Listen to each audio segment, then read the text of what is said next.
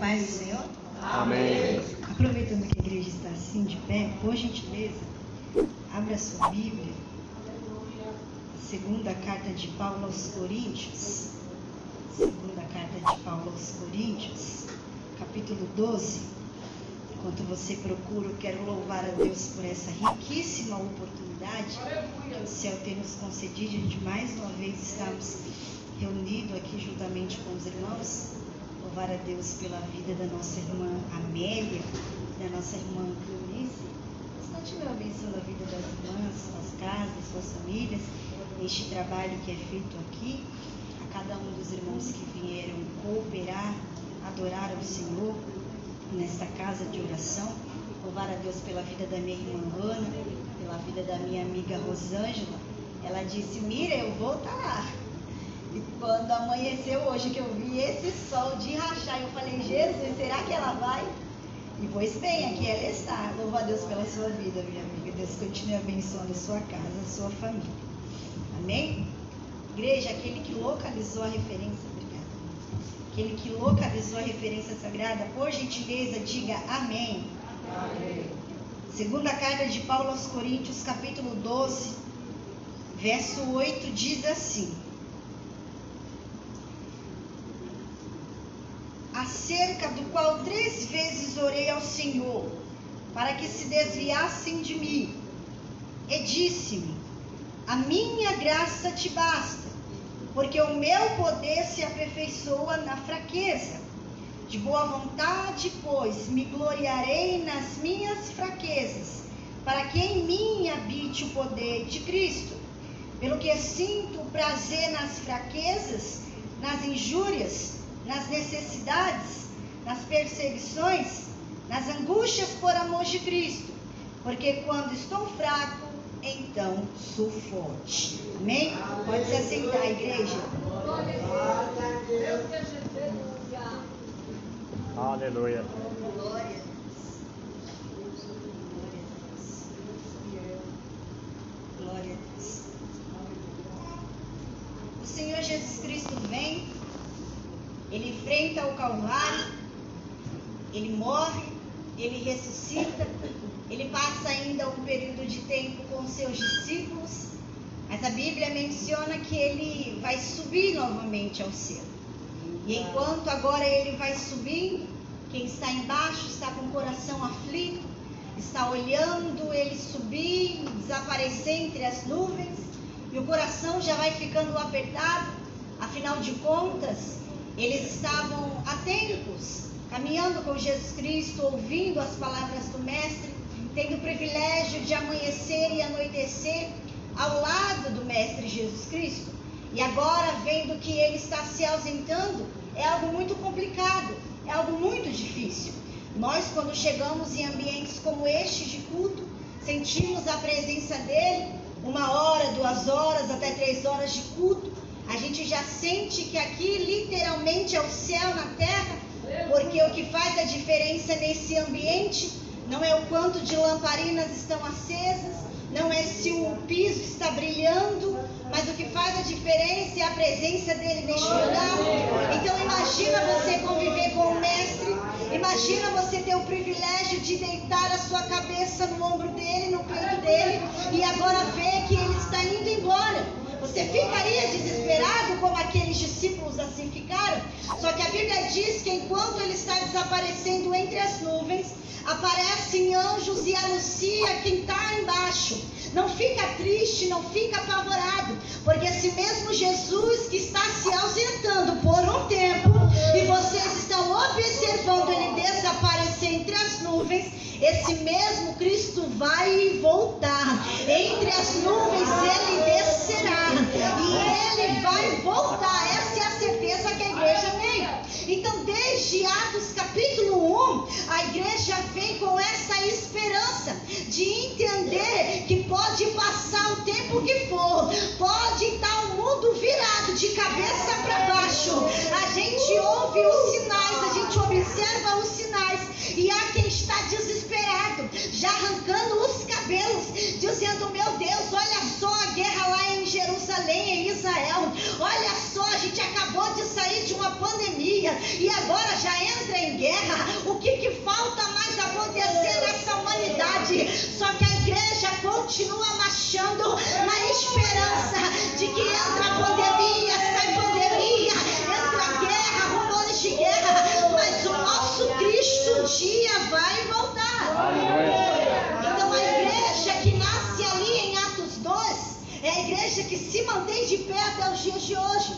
Essa igreja que ouviu a comitiva celestial dizer que Cristo iria voltar, é a igreja que agora começa a militar, começa a trabalhar. Em Atos 1, a igreja recebe essa notícia de que, revestida de poder, iria proclamar o evangelho. Quando chega em Atos 2, essa igreja é revestida, é cheia de graça, cheia de poder. O Espírito Santo vem e o pescador Pedro começa a pregar, começa a dizer: isso aqui não é novidade não, isso aqui Joel já tinha dito, Isaías já tinha falado, que chegaria um tempo que toda a carne iria ser cheia da presença de Deus.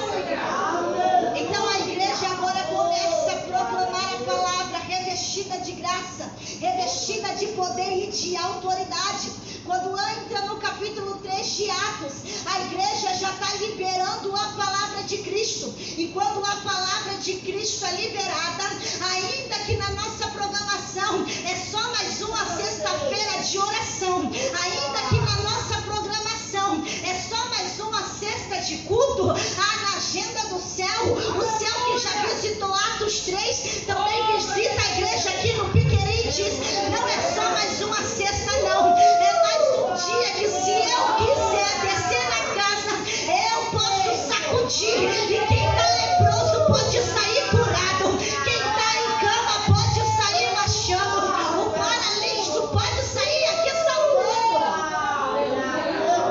Porque já foi dito aqui, não é o quanto a gente é bom no que faz, não é o quanto a gente é bom no como canta, não é o quanto a nossa oratória vem impactando, não, é o quanto a graça dele em nós faz e opera.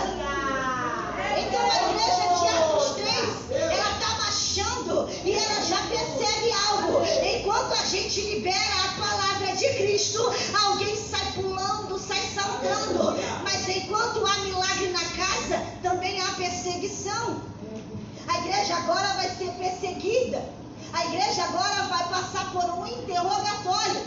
Só que quem é revestido de graça tem a palavra de Cristo não só para dizer do paralítico: levanta e anda, mas também tem a palavra de Cristo para quando a situação fica estreita. Porque a gente vive em um tempo que é muito fácil para alguns que se dizem cristãos liberar a palavra de qualquer maneira e querer ver resultado. Então ele pensa: eu posso chegar a liberar a palavra, liberar o nome de Cristo, porque afinal o nome de Cristo há poder. Pois bem, realmente no nome de Cristo há poder. Só que a gente não pode ser dessa galera tão somente. A gente não pode ser só desse grupo que só declara a palavra e vê milagres acontecendo e fica maravilhado com o milagre. Não. A gente também pertence ao grupo de que quando alguém chegar a bater na nossa porta, nos interrogando e até nos ameaçando, dizendo: por que está cantando agora?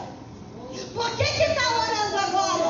Por que ainda tem disposição de ir lá orar e adorar? Então a gente tem pulso firme para dizer: levanta e anda, mas a gente também tem que ter pulso firme para dizer: eu não paro de falar do nome dele, eu não paro de louvar o nome dele. Então a igreja revestida de graça, a igreja revestida de autoridade, diz para o paralítico: levanta e anda, mas também mantém o pulso firme diante das autoridades e ainda dá uma resposta a quem está lhe questionando. Importa obedecer a Cristo, importa ouvir a voz de Cristo, importa fazer a vontade de Cristo. A igreja segue avançando. A igreja vai passar por um período que agora a gente sabe que dentro da igreja Alguém pensa, é ambiente de oração, é ambiente de milagre, é ambiente de autoridade, mas não tem nada a ver a gente chegar mentindo.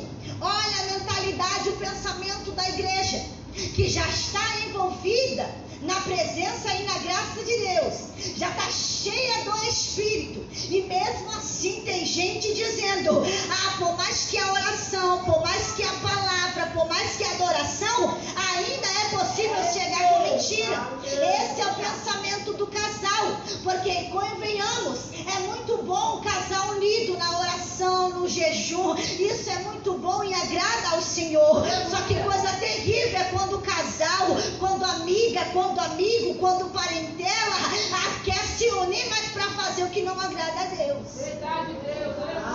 E talvez tem gente aqui dizendo, Miriam, mas vou fazer o que? É meu marido que está mandando. Miriam, mas eu não posso bater de frente, ela é a minha esposa. Miriam, vou fazer o que? Vou bater de frente, é o meu filho. E Deus está dizendo, importa obedecer a minha palavra, importa ainda andar na verdade. Só que o casal decide chegar com mentira. Só que o casal decide chegar com engano. E perante o Senhor, não tem engano, não tem desculpa, não tem sujeira que fique por debaixo do tapete. Os olhos do Senhor contemplam tudo e contemplam todos. Os olhos do Senhor continuam sobre o povo. O casal chega com mentira, e a Bíblia diz que quando chega com mentira, aquele líder que é cheio do Espírito Santo, ele questiona e diz, por que vocês mentiram ao Espírito Santo?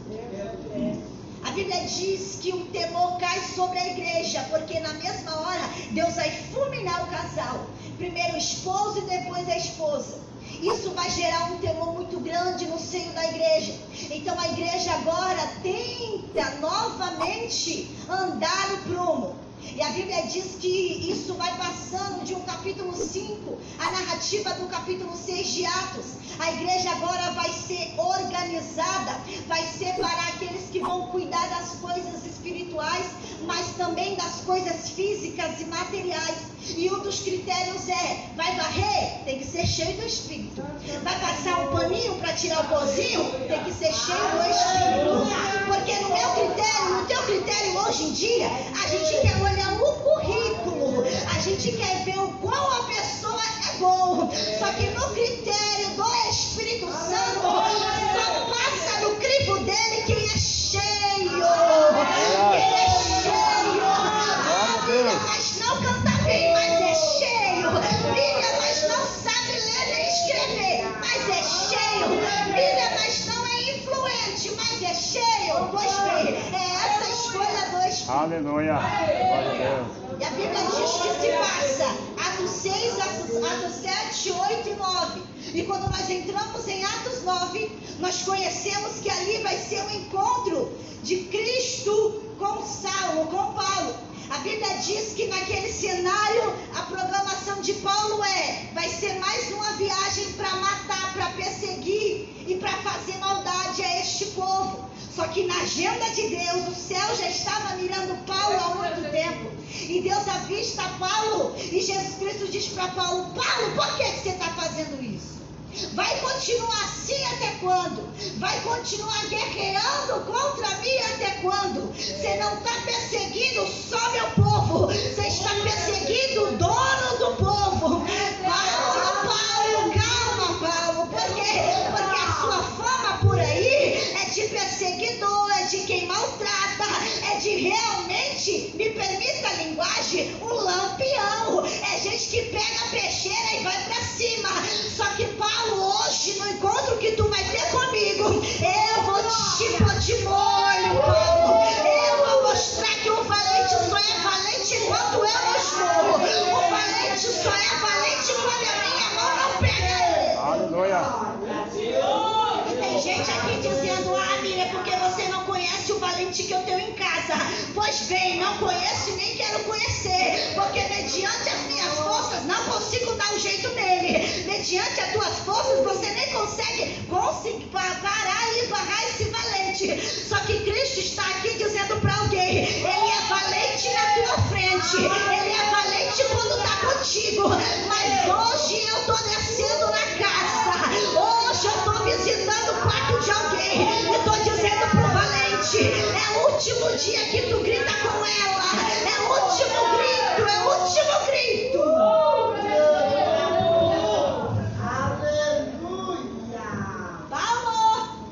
A sua trajetória foi estudar, a sua trajetória foi alguém que realmente se dedicava no que fazia, ainda que isso fosse de maneira contrária à minha vontade. Você perseguia os cristãos, mas era zeloso nisso.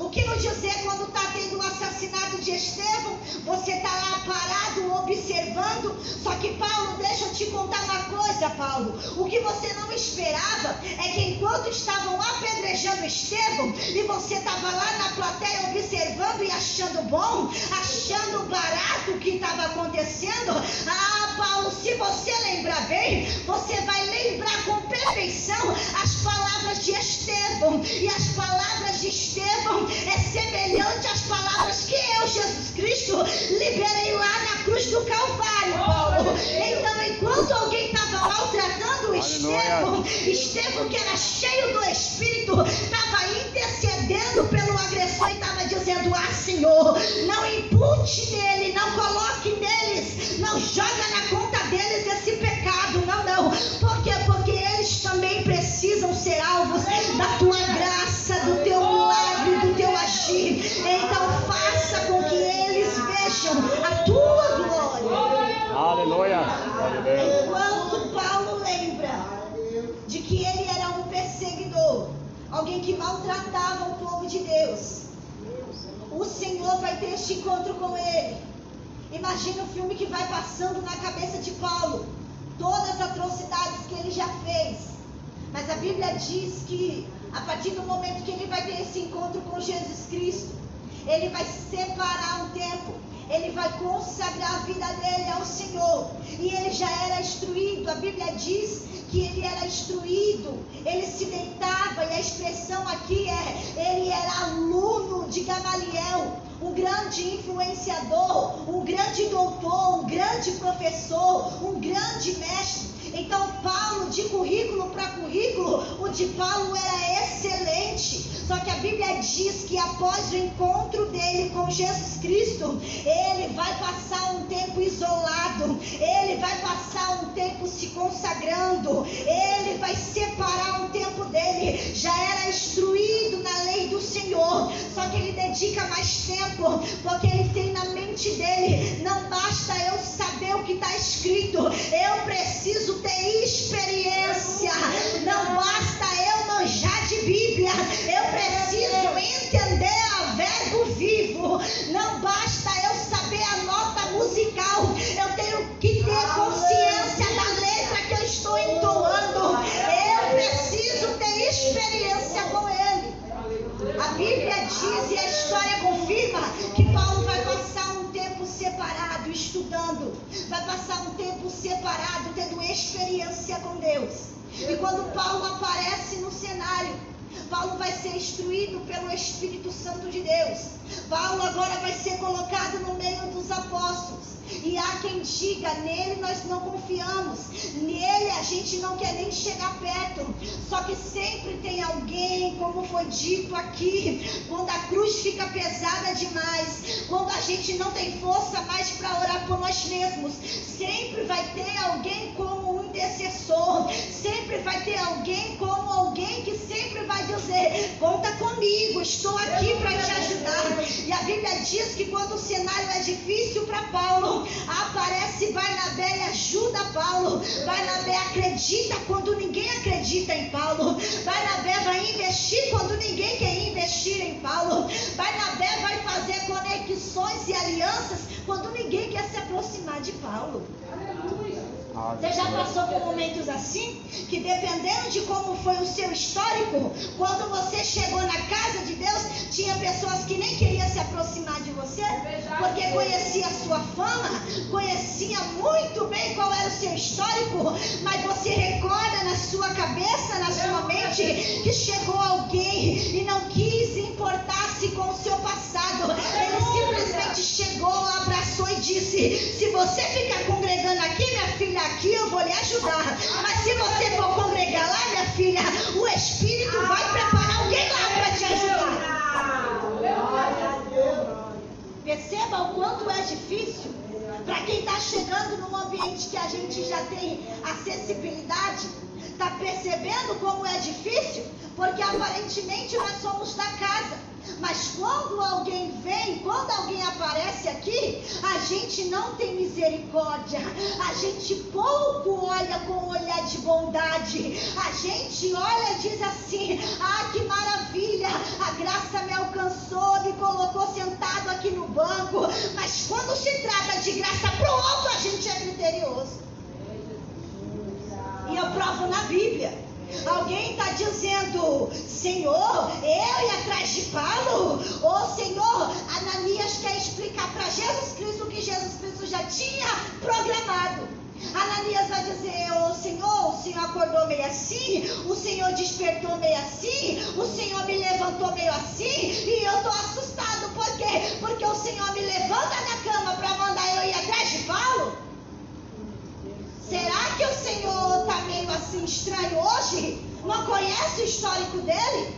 Mas o Senhor libera a palavra e diz para Ananias: ô Ananias, você fica na tua. Por quê? Porque aqui o servo é você. O Senhor sou eu, Ananias. Você conhece o presente, eu conheço o passado, o presente e o futuro. E eis que para mim, esse aí que você está julgando não ser nada, eis que para mim esse aí é vaso valoroso, é importantíssimo, é precioso, vai levar mensagem onde gente não quer levar.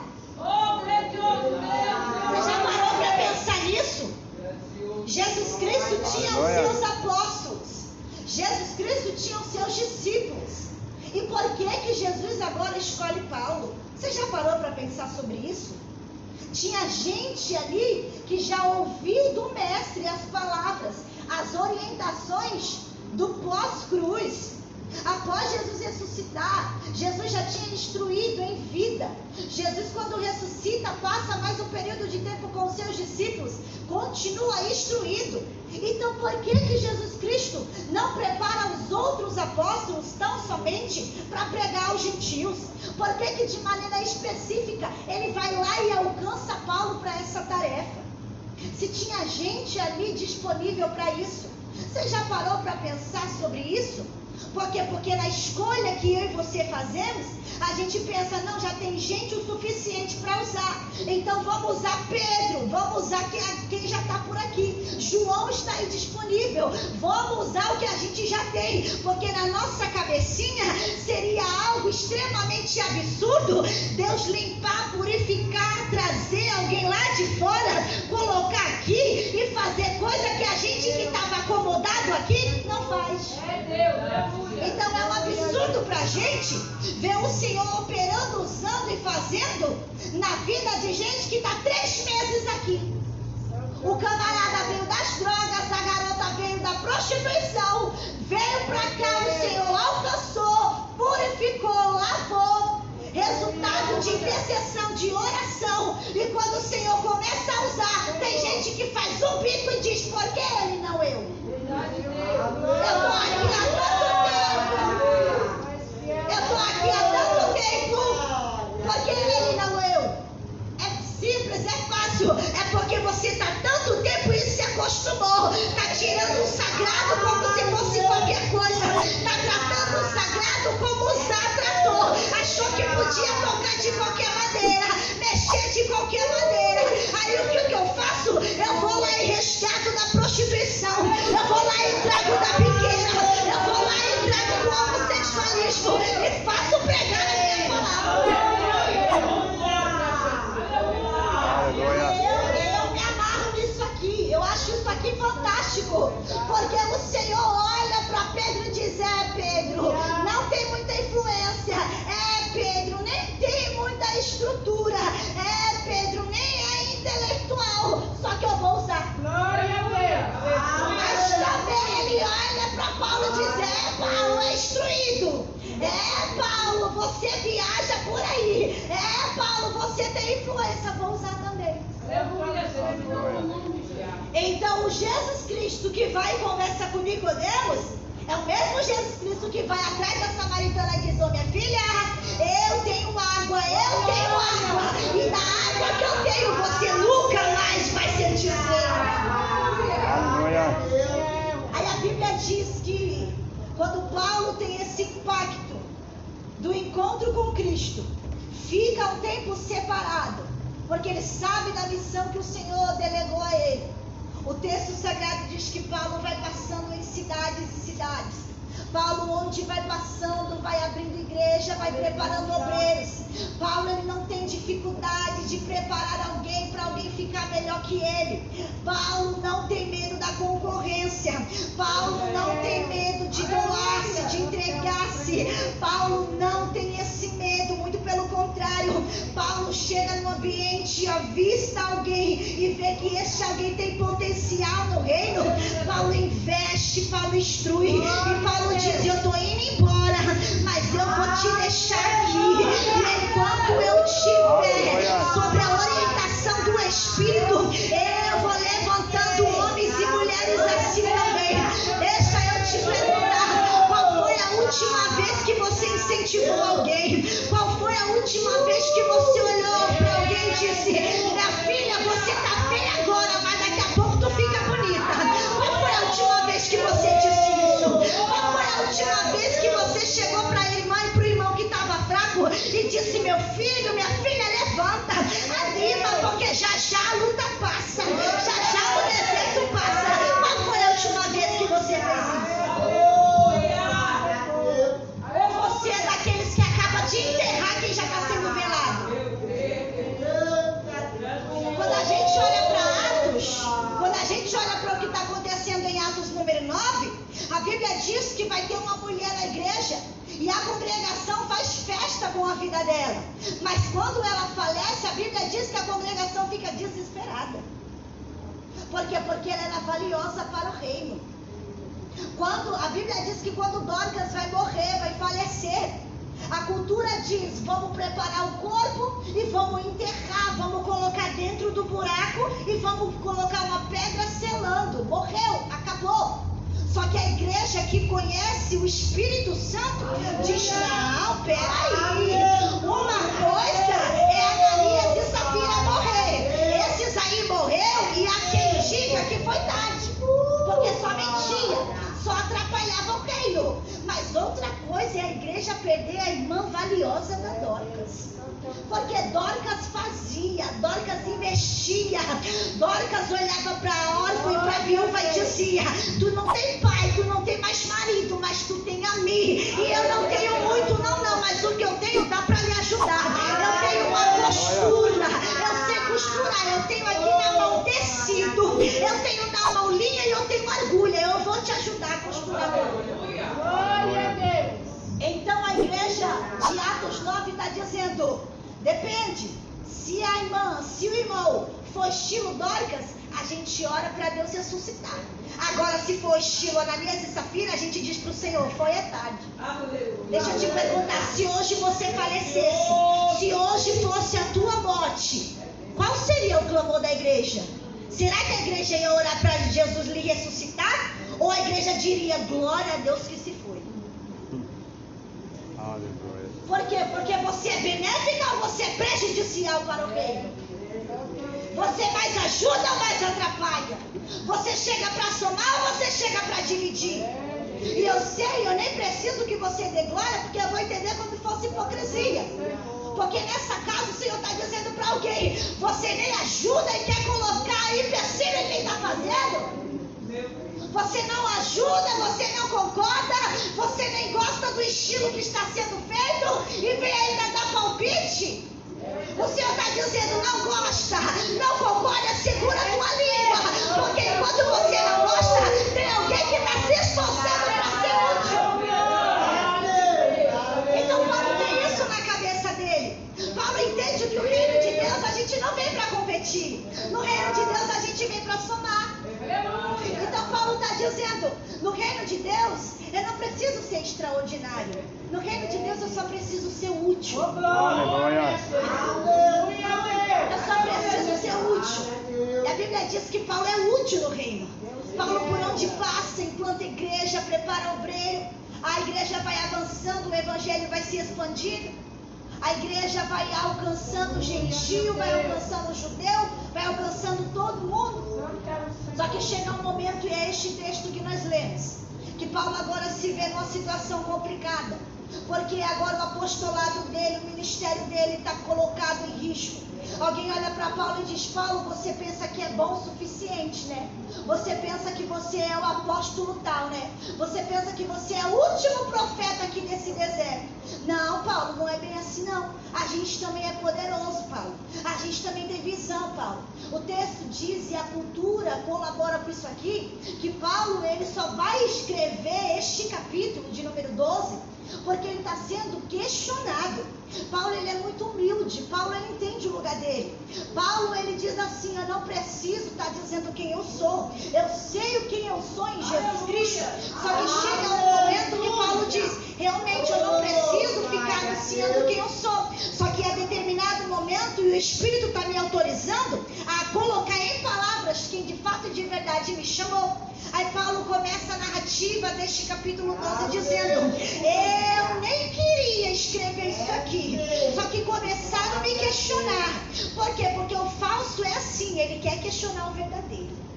O falso, quando ele chega com uma placa gigante dizendo que ele chegou, enquanto o verdadeiro está querendo se esconder, como foi dito aqui pela irmã Meire. Alguém deu testemunho dela e disse: a quem olha e não dê nada. Por quê? Porque o verdadeiro geralmente ele é assim, ele quer ficar no canto dele, ele não quer se expor, ele não é oferecido, ele não é mostrado, diferentemente do falso. Então os falsos agora, os falsos doutores, os falsos mestres, quem se auto-intitulava apóstolo está dizendo para Paulo: você não é, não, a gente é. Você, não foi Jesus que lhe chamou, mas Jesus nos chamou. Então agora estão querendo questionar o ministério de Paulo. E Paulo diz: já que vocês querem questionar, eu vou contar um segredo. Segredo este que eu guardei por muito tempo. Aí Paulo começa a narrativa dizendo: eu conheço alguém. Paulo nem coloca que é ele. Ele diz: eu conheço alguém que há 14 anos atrás. Já pensou? Deus te leva a ter experiências inesquecíveis com ele. E você segura a tua língua por 14 anos, você aguentaria isso? E por que tem coisa que não dá certo na nossa vida? Porque tem coisas que o Senhor diz pra gente: é hora de calar, e a gente sai espalhando e falando. Porque tem coisas que acontecem na nossa vida que o Senhor diz: ó, minha filha, não poderia segurar mais um pouquinho essa língua? Paulo está dizendo: olha, eu só estou contando isso aqui porque o Senhor está mandando eu contar. Porque se ele não mandasse voltar, ele ia guardar por mais 14 anos. Mas Paulo está dizendo: eu já segurei, eu guardei isso 14 anos. Paulo tem essa humildade para dizer: eu guardei isso por 14 anos. O Senhor me permitiu ver coisas maravilhosas. O Senhor me permitiu ir até o terceiro céu.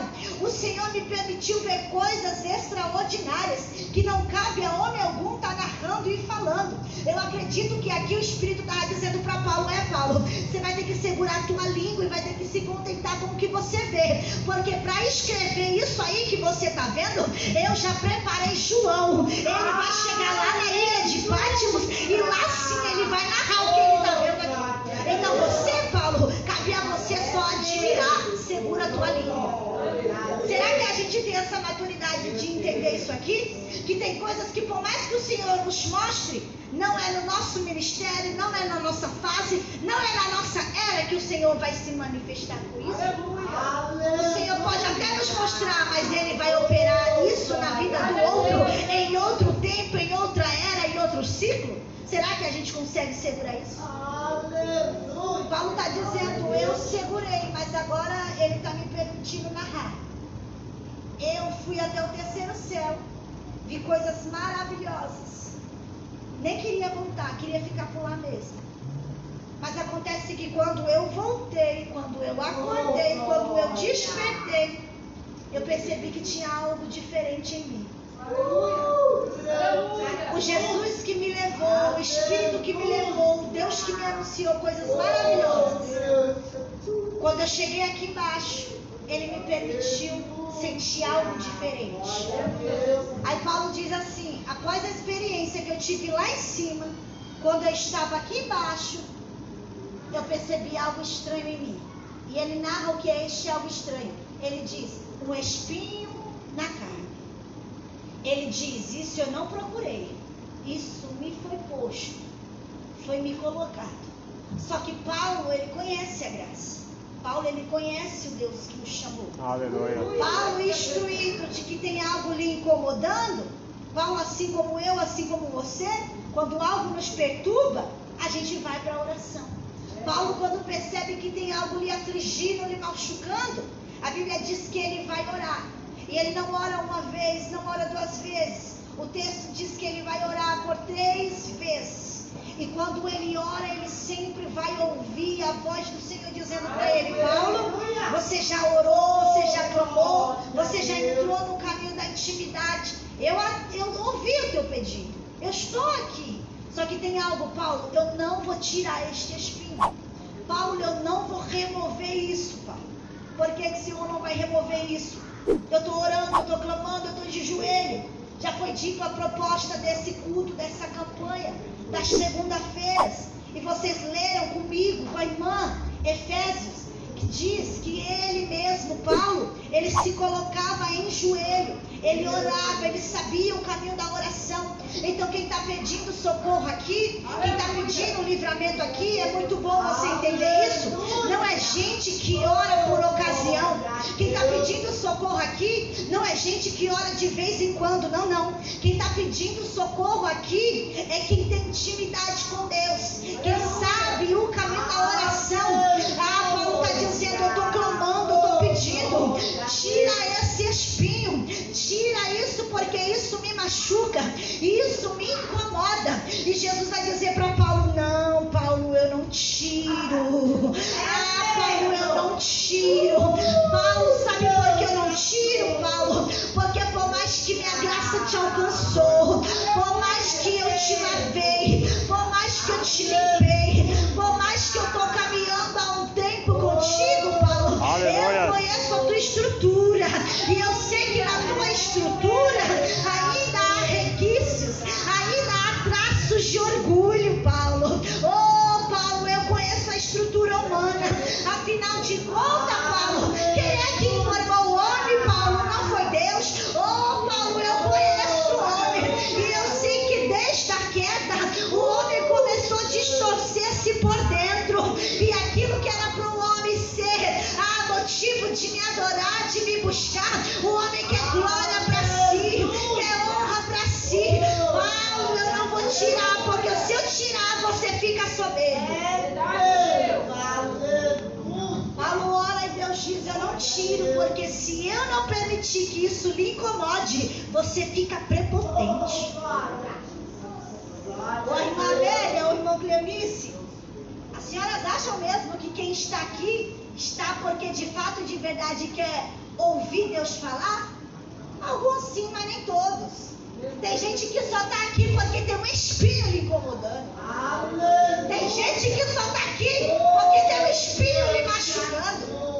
Se alguém estivesse aqui dizendo, eu estou lá porque, sabe, senti de ir. Mentira. Voluntariamente a nossa carne não faz nada em prol do reino. É uma guerra entre carne e espírito. Então ninguém diz assim, eu amo orar. Mentira. Porque oração é entrar em guerra, oração é entrar em batalha. Só quem ora de fato e de verdade sabe o quanto é difícil se manter perseverante em oração. Orar um dia, orar 2 dias, isso aqui é fichinha.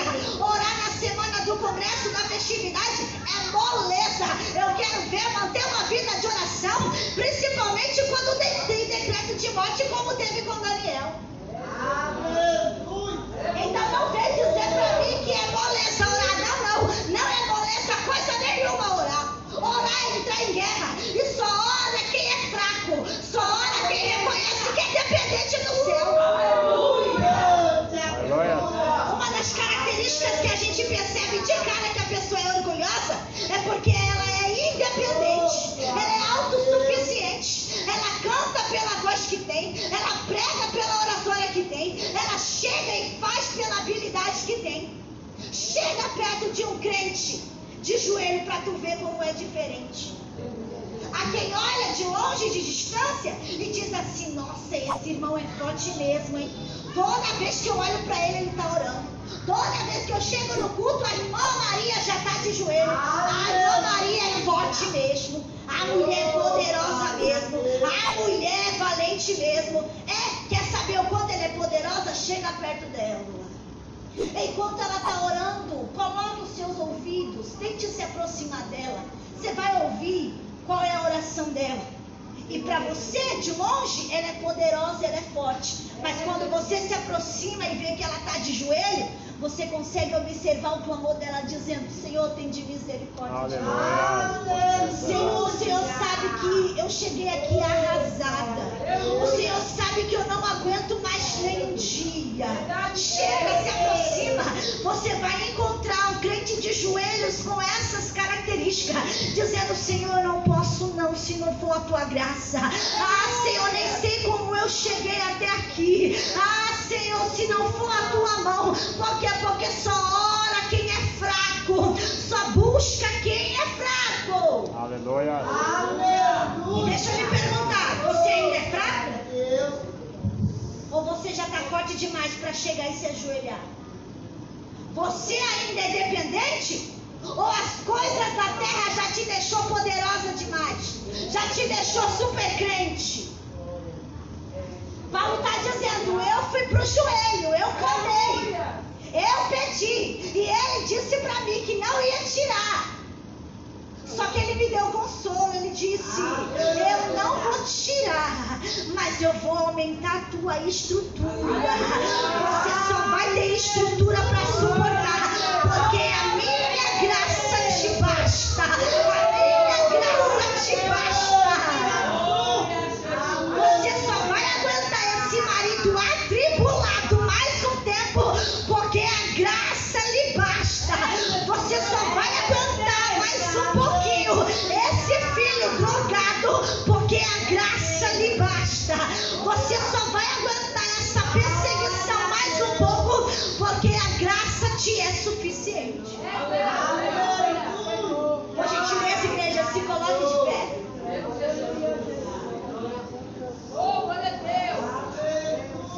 Essa tarde o Senhor veio falar com quem ainda é fraco. Essa tarde o Senhor veio visitar gente que reconhece que é dependente. Se você é grande demais, se você é poderoso demais, se você acha que só porque você ora mais que todo mundo, porque você sobe monte e desce monte, você já é autossuficiente, eu vim te dar uma notícia: se coloque no teu lugar e reconheça que ainda é fraco. A graça do Senhor ainda alcança os fracos.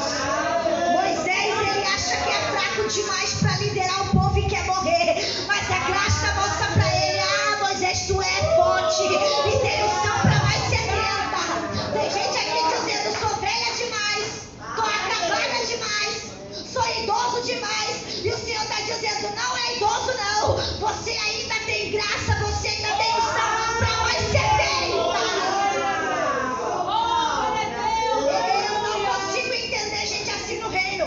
Enquanto é novo, está dizendo: Senhor, sou novo demais, não presto. E quando ele chega na melhor idade, ele diz: ah, Senhor, agora eu quero viver a minha faculdade, agora eu quero construir a minha casa, agora eu quero casar. E ele diz: não, Senhor, agora não. Aí quando ele envelhece, ele diz: agora piora, que agora eu só vou morrer. Só que quando a gente vai para a Bíblia, a gente encontra uma idosa no templo, orando. Porque ela recebeu uma palavra, e a palavra é: o Messias vai vir, o Salvador vai vir. Tem algo, Ana, você vai segurar o menino. Então o Senhor está dizendo pra gente aqui: para de dizer que tu é velha, para de dizer que é idoso, para, porque a minha graça ainda continua te sustentando.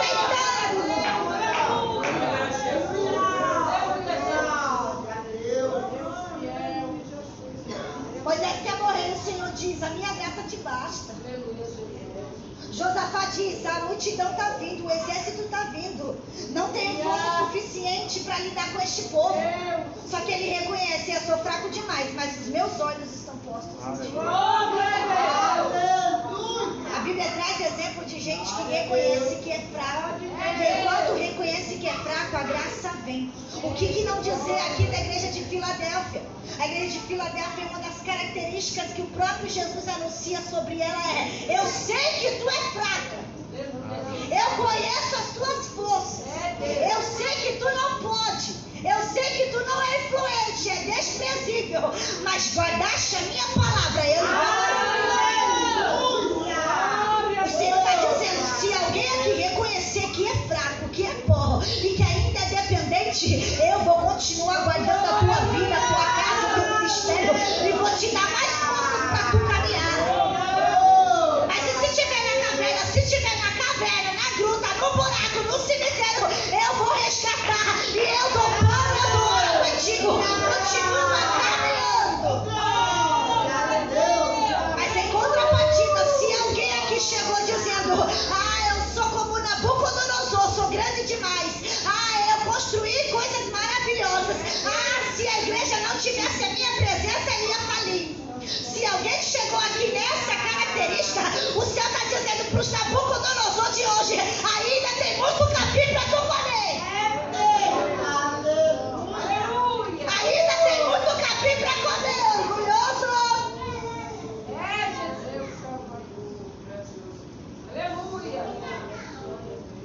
Vamos reconhecer que ainda somos dependentes. Vamos reconhecer que ainda somos frágeis.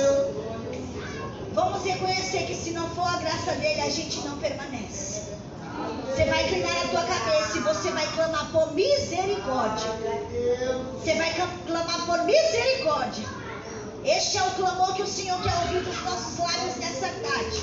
A gente vai pedir misericórdia pelas vezes que a gente se sentiu autossuficiente. A gente vai pedir perdão pelas vezes que a gente confiou na força do nosso braço. A gente vai pedir perdão pelas vezes que a gente quis se autogarantir. Pai amado, a tua palavra foi ministrada. Senhor, nós estamos aqui na condição, ó Deus, de reconhecer a nossa fragilidade. Pai amado, quantos do que aqui estão, Senhor, chegou aqui arrasado, cansado, sem esperança, Pai, porque as circunstâncias estão adversas. Senhor, quanta gente que aqui entrou dizendo: meu Deus, eu estou me arrastando, porque força já não tenho mais. Papai querido, esperança também não há mais em mim. Só que nessa tarde, Deus, tem gente reconhecendo que ainda depende da tua forte mão, ainda depende da tua graça. Senhor, que ainda depende da tua provisão. Deus, há famílias aqui que ainda acreditam na tua palavra, há casas que ainda acreditam na promessa que o Senhor fez para os seus. Senhor, e se nessa tarde, Pai, papai querido, a tua graça continua manifestada, Senhor, sobre as nossas vidas, nós te pedimos, ó Deus, por bondade e por misericórdia, anima-nos outra vez, reveste-nos outra vez, nos faça enxergar que na nossa fragilidade a tua glória é manifesta, que na nossa fragilidade o teu poder, papai querido, é revelado.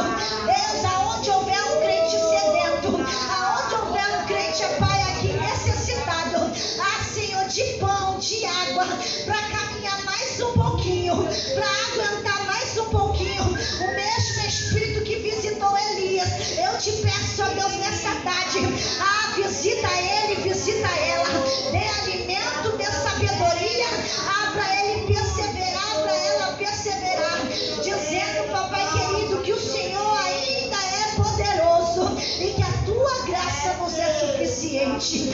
Não deixa, papai querido, nada tirar essa convicção da igreja de que a graça ainda é suficiente. Glorifica o teu nome, Senhor, glorifica o